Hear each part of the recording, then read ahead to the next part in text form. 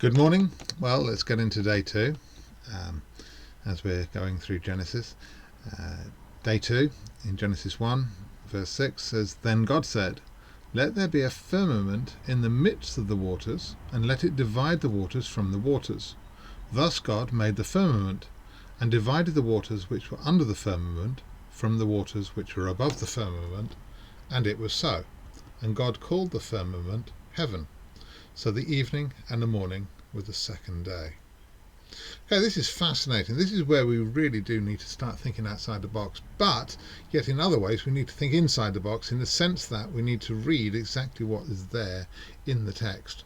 And I believe take it literally. Now, as we've been saying in day one, as far as we can make out, we have a water world. It's formless and void, and it's just water. There's no land at this point.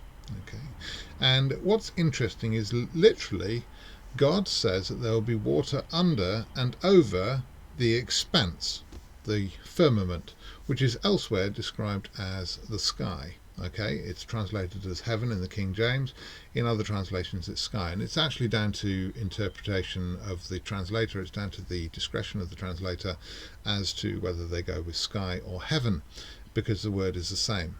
And there's no distinction in the Hebrew, as indeed in some aspects of the Greek, and so it's only by context and by preference. Okay, so is it talking about heaven or is it talking about the sky? We don't actually know, but what we do know is that it's talking about water over and under this expanse, which is called the sky.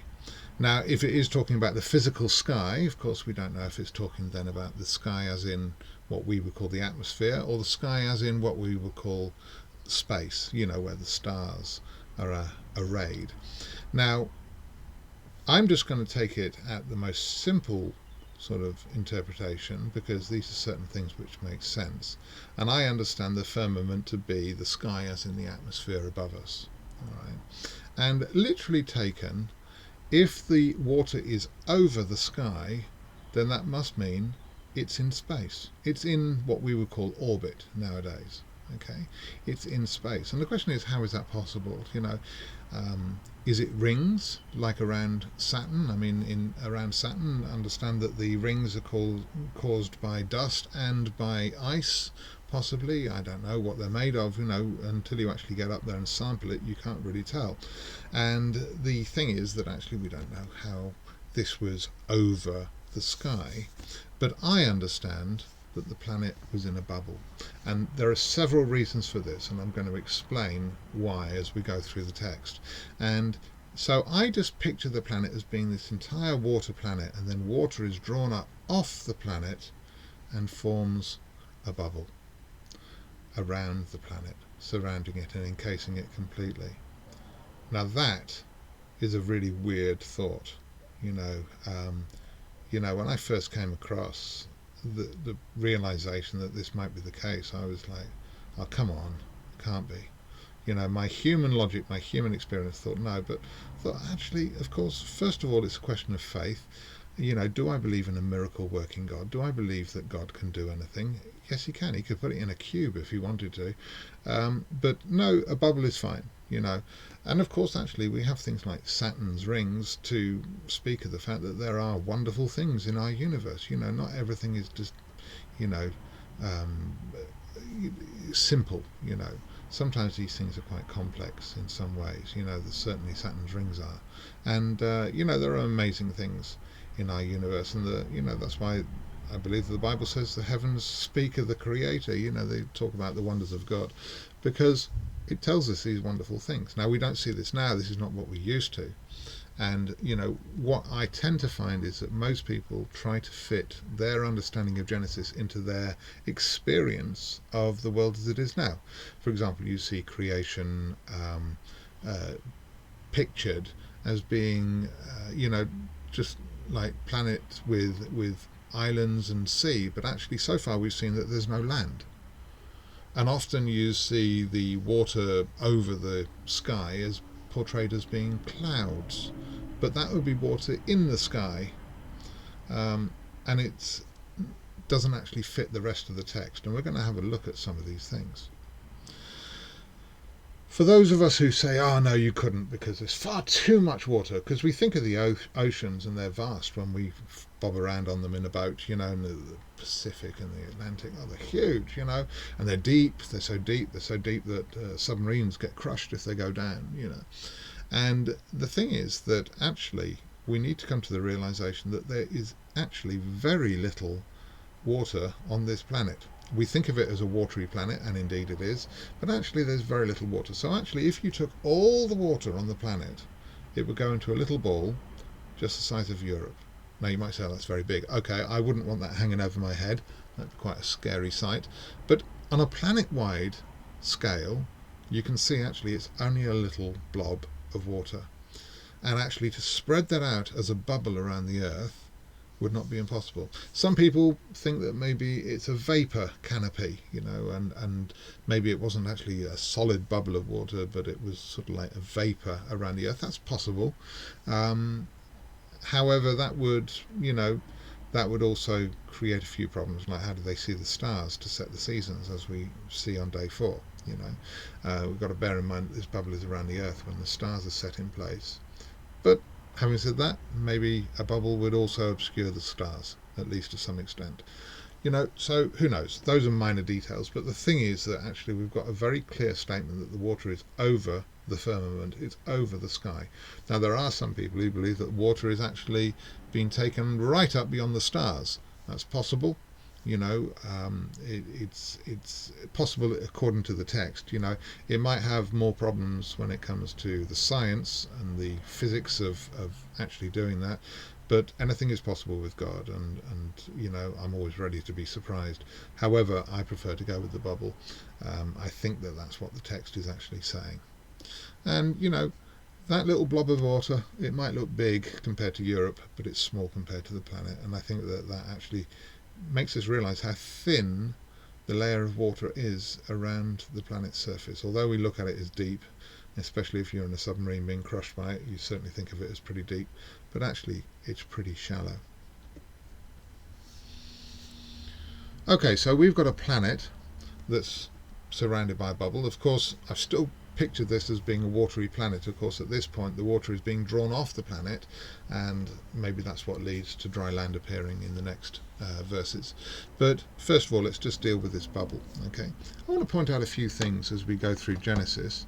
What we're going to see for first, the first thing is that the effect of this would be to create a greenhouse around the Earth, which would mean, first of all, that you wouldn't have shifting weather patterns. Weather patterns, cold fronts, hot fronts, the condensation where they meet, which we see as clouds, and then there's rain.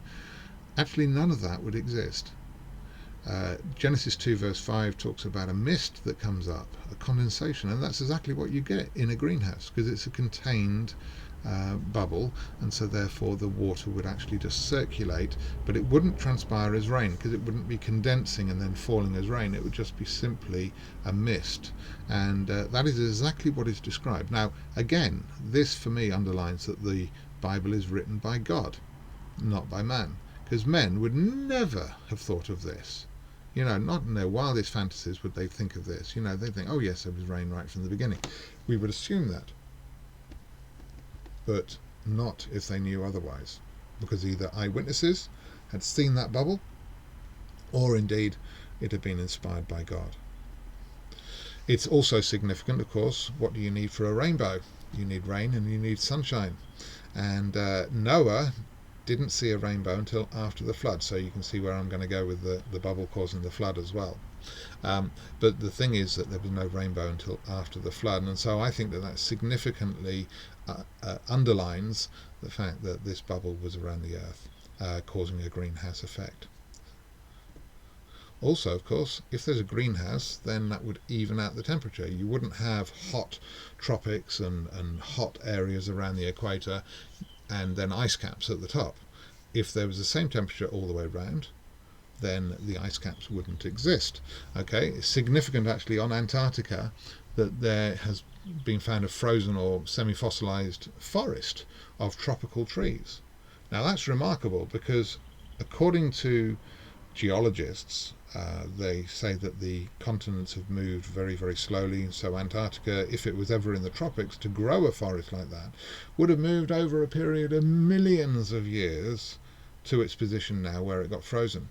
If that was the case, then the forest that was growing on it to start with would have rotted away long before it ever got down to the ice cap where it got frozen.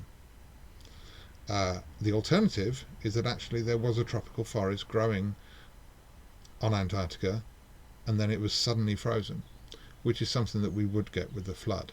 All right, and it's a remarkable thought that actually, of course, there are proofs again and again and again that Genesis 1 is true. Okay, and I'm sure that God has got a few aces up his sleeve, and as these ice caps melt, then more and more evidence will be uncovered. So God's got it all in hand. God's got it all in control, and he's probably going to pull out a few aces just to shame those who have denied the truth of the Bible. Remember what it says in the New Testament, that in the last days they'll come because they will deliberately forget that everything was created by God. How do you deliberately forget something? If you deliberately forget it, then you can still remember it. You haven't forgotten it. You can only accidentally forget things. So to deliberately forget speaks of deep rebellion, and I'm sure that God will make their faces go red. Okay, also, of course, there wouldn't be the seasons. With the shifting weather patterns, of course, we get seasons, and the tilt of the earth. Of course, we're not told exactly what the tilt of the earth was back then. I think that there was a big change during the flood. I think that the earth tilted.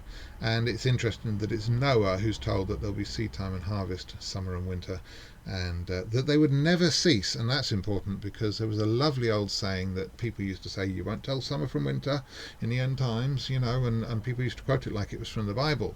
And it's an old saying, but I'm told, I haven't actually read her writings, but I'm told that actually that came from Mother Shipton, and she was not a Christian. And so, we have to be Bereans, and we have to check what we hear and check it against the Bible. The Bible says that summer and winter will never cease. Okay, read the Revelation, there's some changes there, but as such, during this age, summer and winter will not change. All right, until God brings about a change, that's it.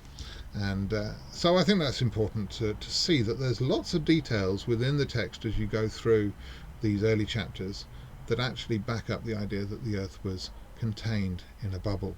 All right, and indeed that the flood was caused by that bubble being burst. All right, so imagine all that water crashing down to earth.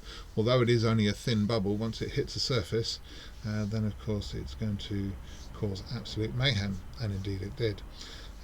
It's also significant that it was enough to cover the mountains, but of course actually we're talking about a planet that was very different from now. I understand, if my analysis of the geology is correct, is that actually certain mountains like the Himalayas were formed during the flood. So it was more a case of the water being, rather than the water receding, it wasn't just that, it was that the mountains were actually rising and coming up, and many mountain ranges were caused very, very quickly. They were created during the flood or straight after. Alright, so by the end of day 2 we've got something like this. Okay, it's an approximation, because of course actually where before we had all the water on the earth, now the planet's surface might be starting to dry up, and this is where the land starts to appear, but the bubble is being formed around the earth, and so therefore that will actually have a lot of knock-on effects. Okay, and so that covers day 2. That's all I want to say about that, and I think that it's quite interesting to open your eyes to the different possibilities. All right, please hit subscribe or just go on to the next video. Feel free to share them. I'm making these for the glory of God. I'm making these just for the pleasure of it as well, and just to bless everybody. So please spread them around. Bless you. Thank you.